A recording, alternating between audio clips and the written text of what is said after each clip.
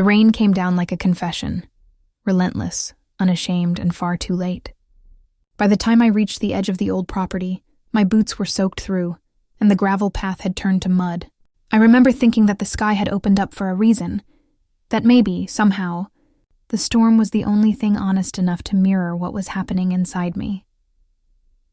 The stable stood at the far end of the hill, half forgotten behind a grove of leafless birch trees.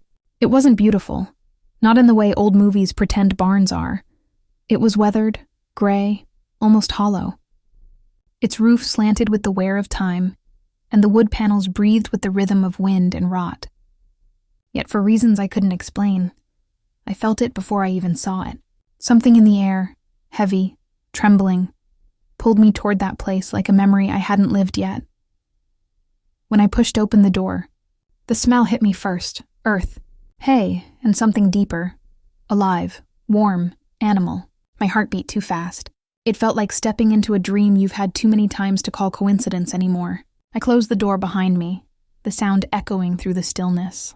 The storm outside became distant, muffled by the low hum of rain on the tin roof. And then I saw him. He was standing in the farthest stall, half shadowed by the dim light of a single hanging bulb that flickered as if unsure whether to stay. His coat was black, not the glossy black of show horses, but a deeper, older black that swallowed light. His head lifted when he sensed me, and in that instant, his eyes caught mine. Brown, endless, unnervingly human. I froze. Something inside me stilled, like the world itself had taken a breath and forgotten how to exhale. I'd never seen a creature like that. There was nothing gentle in the way he looked at me, and yet it wasn't dangerous either. It was knowing, and that frightened me more than anything. I took a step closer, the wood creaking beneath my weight. He didn't move. I could hear his breath, slow, steady, fogging the cool air between us. The sound of it sank into me, quieting the chaos in my head. For a moment, everything, the rain, the fear, the noise of my life, went still. "I'm not here to stay," I whispered before I even realized I'd spoken. My voice sounded small, thin, like a lie. The horse's ears twitched, and he let out a low breath that rolled through the air like thunder in miniature. I don't know what made me say it, or who I was trying to convince. But I knew even then it wasn't true. Because the truth was, I had nowhere else left to go. I came to the stable that night because the world had turned too sharp, too loud. My father's house had become a museum of unspoken things, and my mother's silence was heavier than the rain. They called it home, but it hadn't felt like one in years. I'd left without a plan, just my coat and a vague hope that the hill where I used to ride as a child still existed. That something, somewhere, hadn't changed beyond recognition, and now, standing there, I realized it had changed, but not in the way I feared. The stable was different, older, lonelier, but it was real, tangible, the way grief is real, the way love used to be. I moved closer to the stall door. The horse shifted slightly, the muscles in his shoulders rippling like dark water. My hand trembled as I reached out, stopping inches from the wooden gate. "Hey," I murmured. It wasn't a greeting. It was more like a surrender. He turned his head slightly, studying me. His mane fell unevenly over one eye, the strands glistening from the damp air. For some reason, I thought of my own reflection. How I hadn't looked at myself in a mirror for days. How even when I did, I didn't recognize who stared back. There was a plaque nailed to the stall's edge, old and tarnished. The name carved into it was barely legible beneath the dust and scratches. I brushed my thumb across it, clearing the grime until the letters appeared. Solace. I let the word sit on my tongue like a prayer. Solace, I whispered again. The name felt like it had been waiting for me. He blinked slowly, as if acknowledging it. And that was enough to make something in my chest crack open. I don't know how long I stood there. Maybe minutes, maybe hours. Time moved differently in that space, suspended between memory and something that felt almost sacred. I watched the way his breath rose and fell, the way his eyes followed the flicker of light, the way he didn't look away from me. Not once. I found myself talking. Quietly at first, then all at once. Words poured out, uninvited. I told him about the fight I had with my father, about how he'd said I was running from responsibility, from the mess I'd made of my life, about how maybe he was right. I told him I'd left a job I didn't love, a city that never cared if I stayed or left, how the noise of it all, the buses, the people, the expectations, had drowned out every voice inside me until I couldn't tell which one was mine. Solace didn't move. He just listened. The rain kept falling, soft and endless. I don't know who I am anymore, I confessed. The words cracked like wet branches. For a long moment, all I could hear was his breathing. Then, as if he understood, he stepped closer, just one deliberate move, and lowered his head until his nose brushed the wood between us. I reached out, my fingers trembling. When they met the warmth of his skin, the world seemed to blur at the edges. His breath against my hand was steady, grounding. It wasn't just comfort, it was recognition. Like he saw the pieces of me I'd hidden from everyone else and didn't flinch. Tears came then, quiet, unforced. I didn't fight them. The bulb above us flickered once, then steadied, casting the stall in a soft amber glow. Dust floated through the air like fragments of thought. I closed my eyes and leaned against the wood, listening to the rhythm of rain and heartbeat. That was the first night I truly exhaled. Over the next few days, I kept returning to the stable. I told myself it was temporary, that I was only there because I didn't want to go home yet, because I needed space to think. But deep down, I knew better. The stable wasn't just shelter, it was something else. Each morning I'd walk the muddy path, feeling the cold seep through my boots. Sometimes the sky would still be bruised from dawn, streaked in pale pinks and gray. I'd find Solace waiting, always the same, standing near the door as if expecting me. It didn't make sense. Horses aren't supposed to care like that, are they? But he did. He watched me quietly, and somehow mirrored everything I felt without a single word. When I spoke, he'd shift his weight, flick an ear, lower his head. Subtle gestures, but they meant more than any human reply. I cleaned his stall one morning, trying to make myself useful. The broom scraped softly across the wood. He stood still, calm, his breath clouding in the chill. I caught my reflection in his eye, small, fragile, yet alive. It was the first time I'd felt seen in years. There was one afternoon, I'll never forget it, when the sun broke through after days of rain. The light cut through the open doors of the stable, slicing the dust in golden ribbons. Solace stood bathed in it, his coat gleaming like something carved from night itself. I leaned on the gate, silent. The air smelled of rain-soaked hay, of earth and new beginnings. "You look different today," I said softly. He flicked his tail. "No, maybe it's me," I added. "Maybe I'm the one changing." The truth was, I'd started dreaming again. Each night I'd see flashes, a field, endless and wild. A girl running, a horse beside her, black as dusk, their movements synced like a shared heartbeat. I'd wake up with the sound of hooves in my head, the kind that echoed long after the dream faded. Maybe the mind heals in strange ways. Maybe connection doesn't need to make sense. I remember resting my forehead against the stall door that day, eyes closed, whispering, "I don't know what's happening to me, Solace." And then I felt it, a gentle nudge against my shoulder.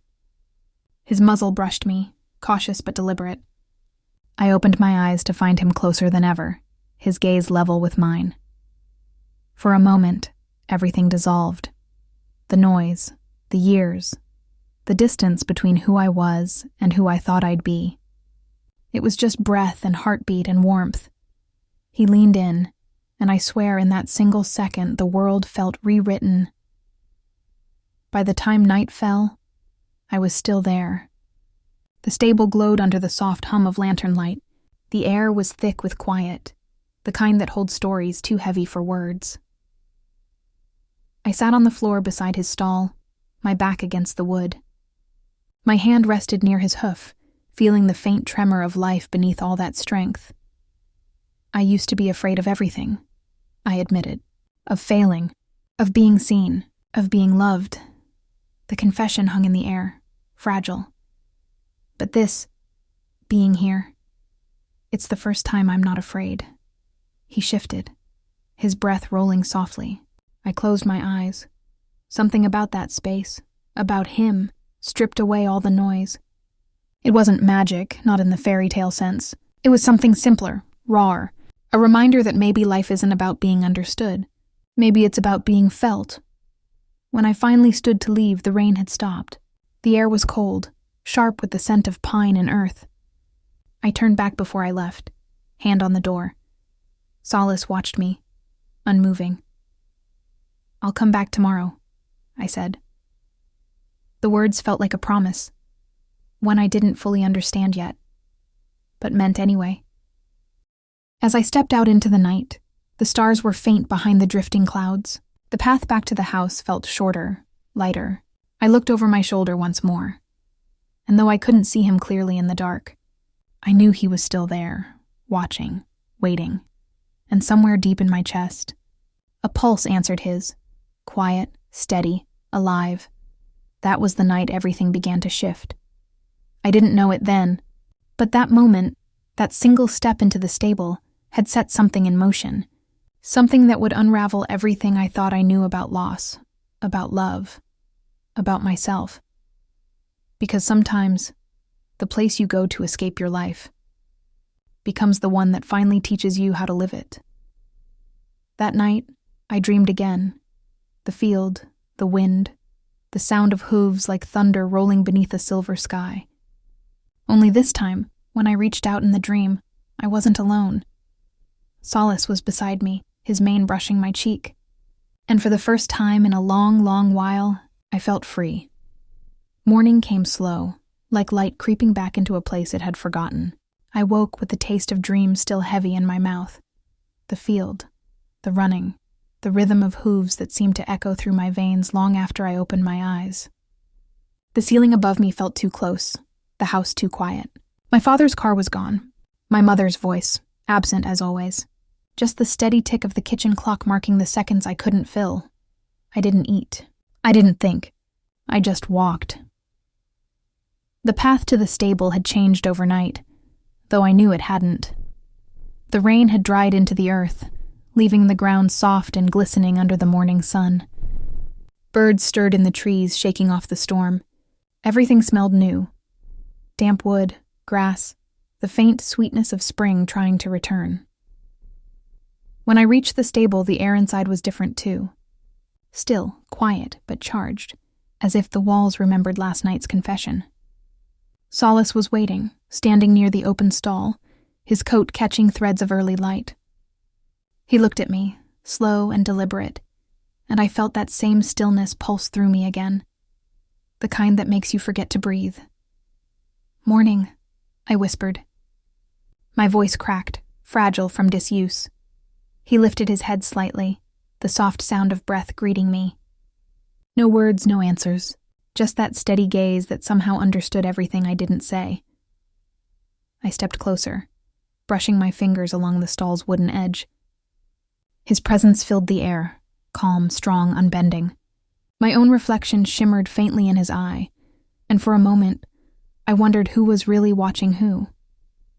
The first thing I did was reach for the brush. It hung on a rusted nail near the door, the bristles worn from years of use. My hands were clumsy, uncertain, but the motion came back to me in fragments, from another lifetime, when I was small and the world still made sense. When I brushed his coat, the sound was soft, rhythmic, a kind of breathing between us. Dust and bits of hay lifted into the sunlight, turning into gold before falling back to earth. His muscles shifted beneath the touch, alive and silent. I found myself talking again, about the dream, about how it felt real, too real. I told him I'd forgotten what peace felt like until I met him, that I didn't know if it was wrong to need something so simple this badly. He didn't move away. He didn't flinch, just stood there, patient, listening. Outside, the wind picked up, bending the birch trees. Leaves whispered against each other, as though the world was eavesdropping. When I finished brushing, I leaned against the stall door, watching the way his breath misted the air. "You know," I said softly, "my father used to bring me here."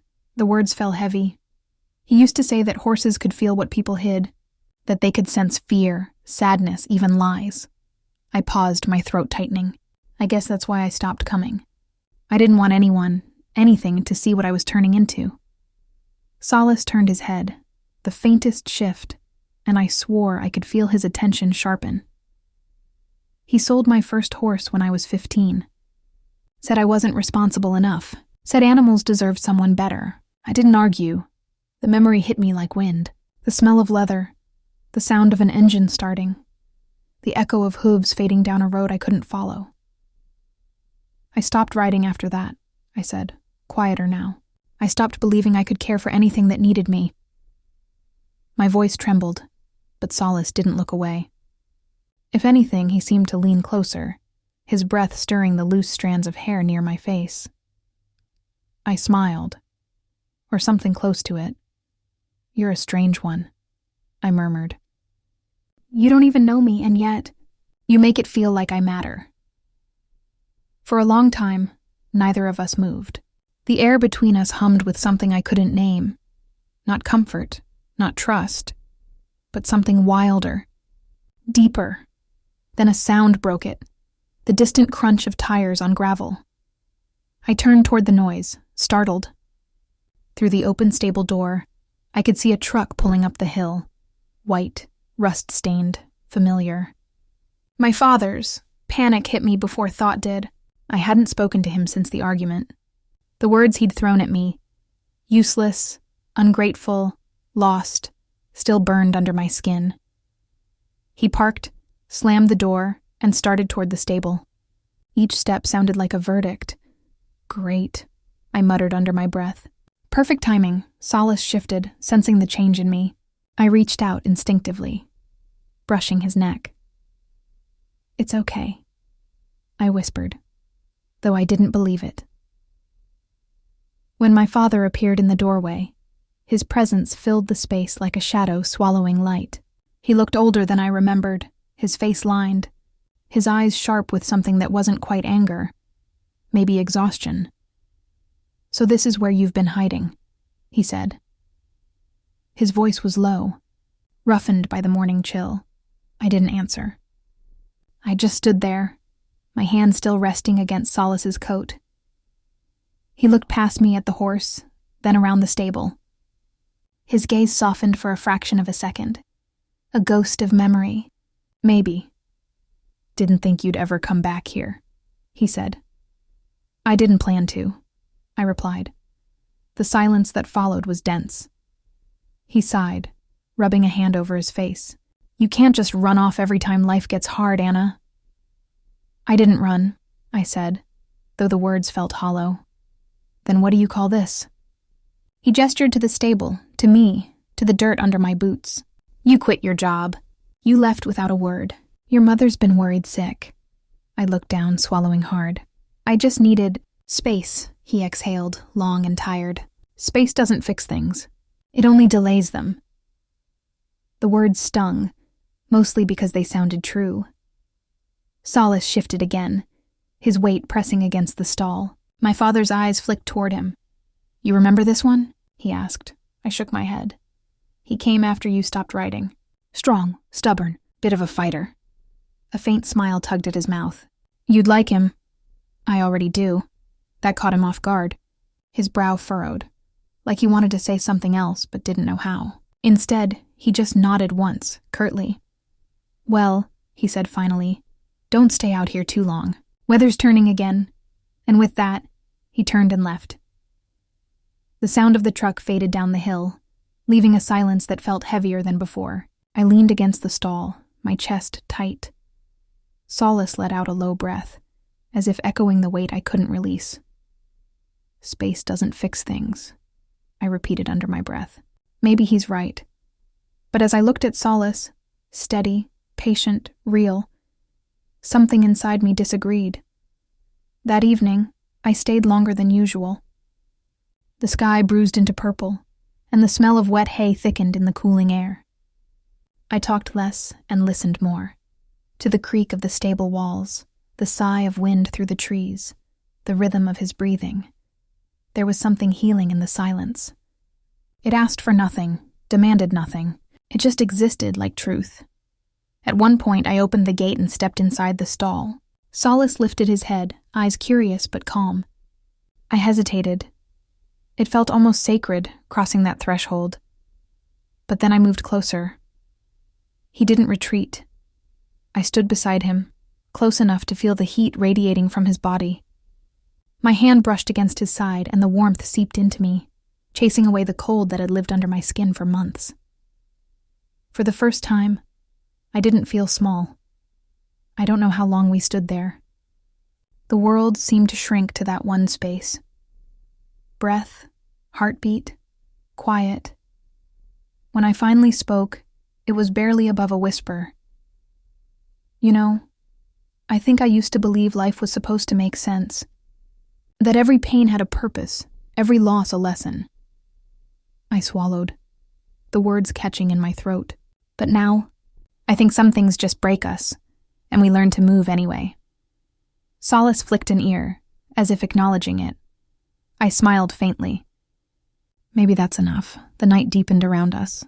The stable filled with shadows that swayed and breathed. Outside, the first drops of rain began to fall again, tapping against the roof in slow rhythm. I closed my eyes and let the sound wash through me. There was peace there. Not the loud, cinematic kind, but the quiet, stubborn peace of endurance, the kind that stays when everything else has gone. Days turned into a rhythm. Morning light, the path through the birches, the smell of hay and rain. I cleaned, I brushed, I spoke. Each day, a layer of silence peeled away inside me, and something like strength began to form beneath. I didn't notice it at first. How my steps felt lighter, how my breath didn't catch as often. How, when I looked in the mirror before leaving the house, I didn't look away as quickly. Solace became the axis my days turned around. I didn't plan it, didn't try to name it, I just kept coming back. One morning I found him restless. His ears flicked, his muscles tense. The air was sharp, electric. I checked his water, his feed. Everything was fine. But he kept moving, circling slightly, eyes darting to the door. "What is it?" I whispered. He stilled for a moment, then let out a sharp breath. The answer came a second later, a low rumble of thunder rolling across the hills. The storm had returned, heavy and impatient. The wind rose quickly, rattling the stable doors. I closed them halfway, securing the latch. Lightning flashed, bright and white, cutting through the dark interior for an instant. Solace moved closer to me, his body tense. Instinct took over. I placed a hand against his neck, speaking softly, grounding both of us. "It's okay," I said, over and over. "I'm here." The storm raged outside, wild and unrestrained. The sound filled every corner of the stable, wind howling, rain slamming against the roof. I could feel Solace's heart through my palm, strong and fast. And then something in me shifted. All the fear, all the noise of my life. It crashed through me like the thunder. I thought of every time I'd run away, every time I'd swallowed what I wanted to say, every version of myself I'd left behind. "I'm here," I said again. But this time it wasn't for him. It was for me. Solace turned his head slightly, pressing against my shoulder. I closed my eyes and leaned into the contact, the storm roaring around us like some furious god. Time dissolved. It was just breath, heartbeat, rain. When the thunder finally faded, the quiet felt unreal. The air was thick with the smell of wet earth and lightning. I realized then that my hands were trembling, not from fear but release. Solace was calm again, his breathing steady. I stepped back, brushing my hair from my face, and laughed softly under my breath. "We made it," I said. He flicked his tail, unimpressed but at ease. The storm had broken something open in me. It wasn't dramatic. No sudden epiphany, no cinematic realization. Just a simple, grounded knowing I wasn't lost anymore. Maybe I never had been. Maybe I'd just been waiting for a reason to stop running. Later that night, long after the rain had stopped, I stood outside the stable, looking up at the sky. The clouds were clearing, and the stars had returned, fragile, tentative, but there. Behind me, I could hear Solace shifting, his hooves soft against the straw. The sound was steady, reassuring. I closed my eyes, breathing in the scent of rain and wood. "I think I understand now," I whispered, "why you're called Solace." The wind moved through the birch trees, carrying the faintest echo of his breath. It wasn't an ending. Not yet. But it was something close to belonging. And for the first time in a long, long while, I didn't feel like I was searching anymore. I felt found. The next morning, the light was different, clearer, softer, like the world had been rinsed clean. Dew shimmered on the grass, and the air held that fleeting freshness that only exists after a storm. I walked the path with my hands deep in my pockets, my boots sinking slightly in the damp soil. Everything smelled alive again. Soil, pine, the faint sweetness of hay drifting on the wind. Solace was standing near the open side of the stable, his mane damp from mist. He looked out toward the trees, the way someone does when they're waiting for something.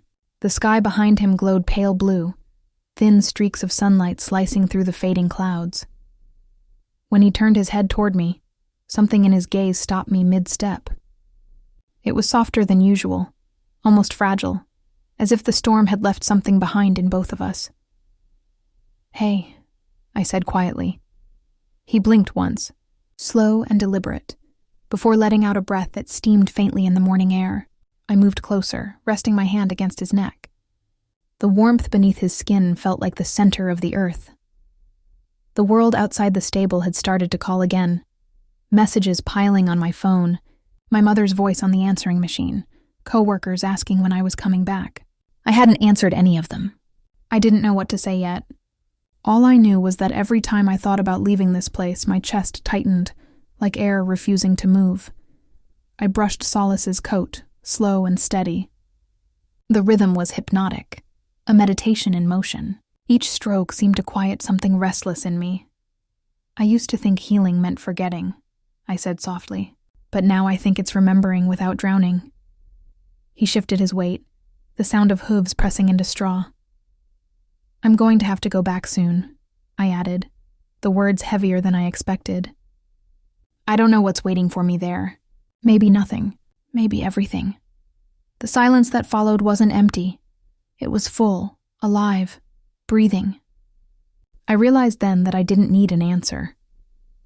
By afternoon, clouds had returned. Not storm clouds, but the kind that hang low and thoughtful, dragging light into shades of gray. I sat outside the stable door with my knees drawn up, watching Solace graze near the fence line. His movements were unhurried, graceful even in stillness. Every once in a while he'd lift his head, ears pricking toward me, before lowering again. It was an easy rhythm, a conversation without words. That's when I heard footsteps behind me. I turned and saw my father walking up the path.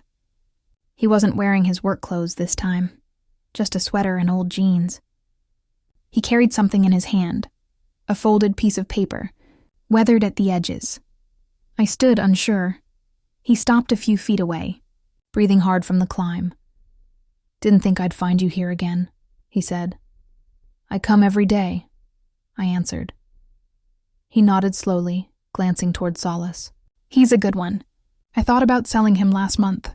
Money's tight, but—" He looked down, rubbing the back of his neck. "Didn't feel right."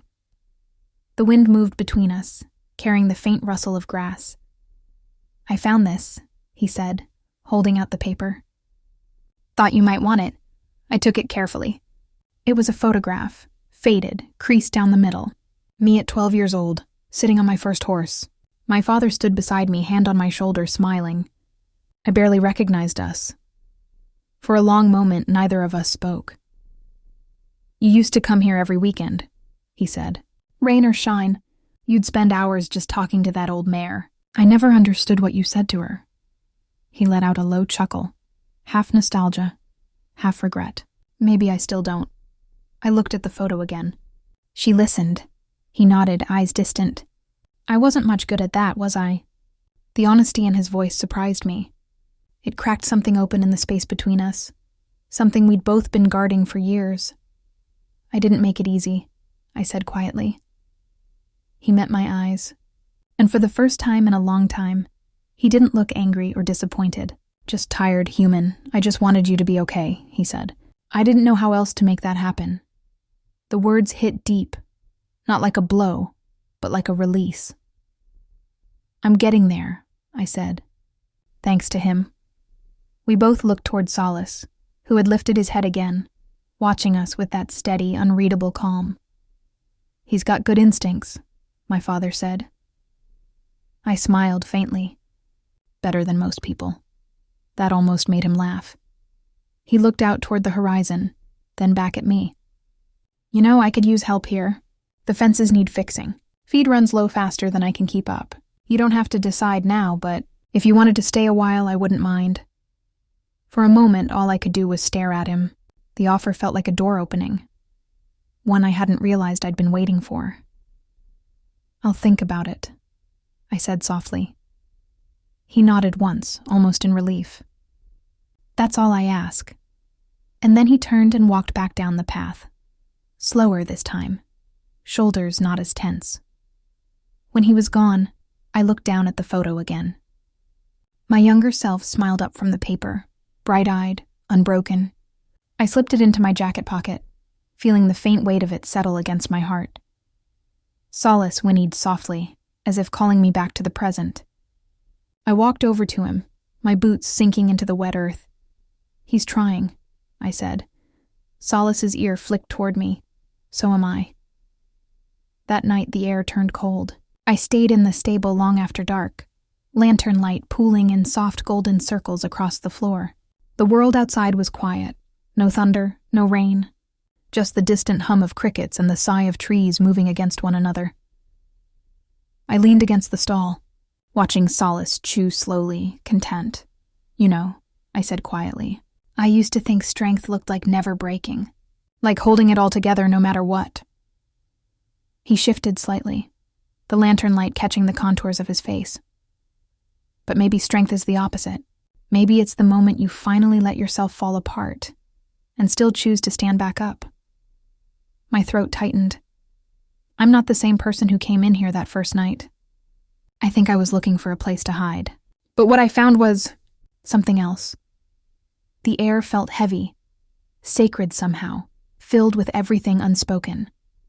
I reached out, brushing my hand along his neck, tracing the smooth rise of muscle and the warmth of life beneath.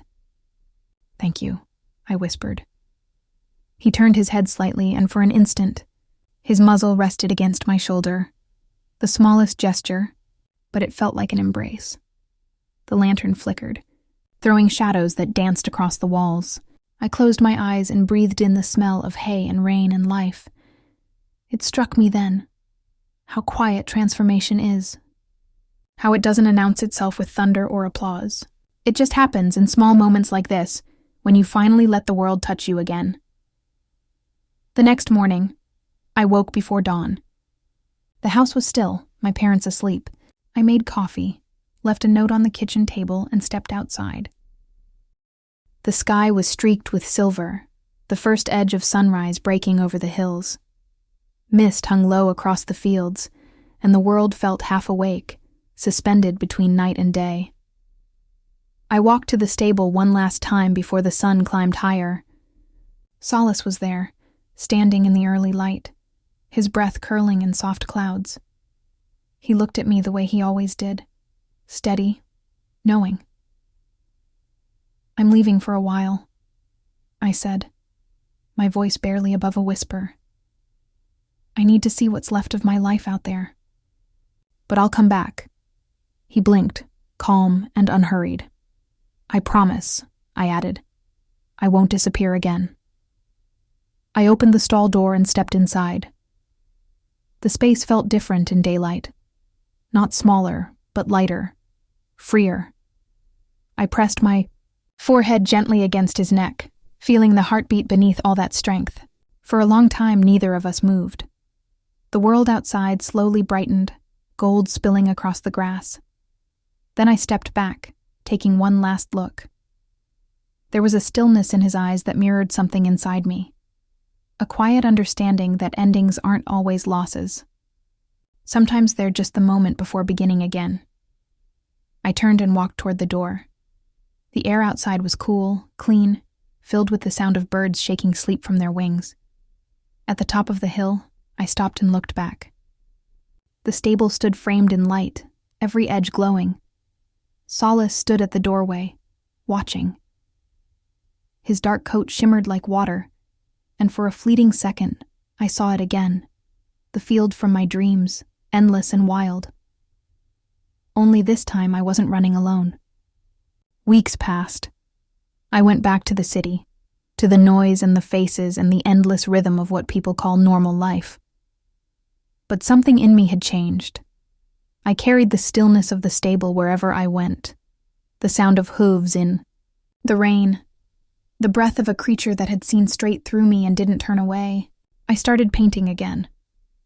Not because I wanted to, but because I needed to. I painted the fields, the storms, the shape of a horse half hidden in shadow. My hands remembered things my mind had long forgotten. Sometimes I'd catch my reflection in the studio window and barely recognize her, not because she looked different, but because she finally looked alive. I called my parents more often. Sometimes my father would mention Solace, how he'd been restless one day or calm the next, how the fence had been fixed, how the air out there still smelled of rain. I'd listen, smile, and tell him I'd visit soon. And I did. When I returned in late summer, the fields had gone gold with heat. The birch trees whispered softly as I walked the familiar path. The stable looked the same, timeless, patient, waiting. Solace was out in the paddock, grazing lazily under the sun. He lifted his head when he heard my steps, and for a heartbeat, it felt like nothing in the world had changed. I climbed the fence, leaned against the post, and just watched him. Every movement, the flick of his tail, the turn of his head, the slow rhythm of his breath, felt like a conversation. After a while, I walked toward him. He met me halfway. When I reached out, my hand found his neck, warm and familiar. His eyes caught the light, deep and endless. "I kept my promise," I said softly. The wind carried my voice away, but I knew he heard it. I stood there for a long time, watching the fields sway around us.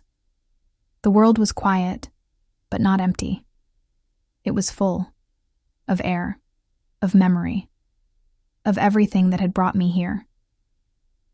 I thought about the girl who had stepped into this stable months ago, broken and running. I thought about the storm, the silence, the way Solace had stood still while I unraveled. And I realized something. He had never tried to fix me. He had just been there, constant and real, until I remembered how to stand on my own. That was his gift. And maybe that was love. Not the kind that binds or demands, but the kind that frees you to become who you were always meant to be. The sun began to sink behind the hills, turning everything gold and soft.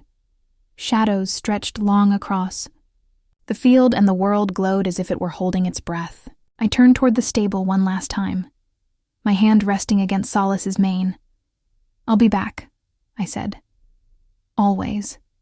He didn't move, just breathed. Slow, certain, alive. The wind rose gently, carrying the scent of hay and dusk. The moment lingered, fragile and eternal, as if the world itself wanted to remember. And as I walked away, the sound of hooves echoed behind me, not chasing, not calling, just reminding me that some bonds don't end. They simply live on, quiet and steady, in the places we've left our hearts. The sky darkened into indigo. The first stars appeared, trembling in the vastness. I didn't look back this time. I didn't need to, because I could still feel him there, a pulse in the distance, a breath in the wind. And I knew, in that quiet, unwavering way that only truth allows, that everything had changed. And it would never be the same again.